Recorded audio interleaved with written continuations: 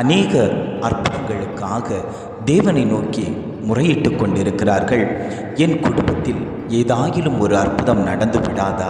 நான் எவ்வளவோ பிரயாசப்படுகிறேன், என்னுடைய வாழ்க்கையில் எந்தவித அற்புதத்தையும் நான் காணவில்லையே. என் பிள்ளையினுடைய வாழ்க்கையில் எந்தவித அற்புதத்தையும் காணவில்லையே. கல்வி விஷயத்தில் எந்த ஒரு அற்புதத்தையும் காணவில்லையே. என் சரீரத்தில் இருக்கக்கூடிய வியாதியில் ஒரு அற்புதம் நடைபெறாதா? என் கடன் பாரத்தில் ஒரு அற்புதம் நடைபெறாதா? ஊழியத்தில் ஒரு அற்புதம் நடைபெறாதா? தொழில் விஷயத்தில் ஒரு அற்புதம் நடைபெறாதா?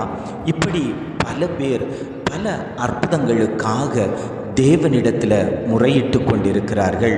ஆண்டவர் சொல்லுகிறார், நான் உங்களுக்கு அற்புதம் செய்வேன், நான் உங்களுக்கு அற்புதம் செய்வேன் என்று ஆண்டவர் இன்றைய காலை பொழுதில் ஒவ்வொரு குடும்பங்களையும் பார்த்து அவர் பதில் கொடுத்து கொண்டிருக்கிறார்.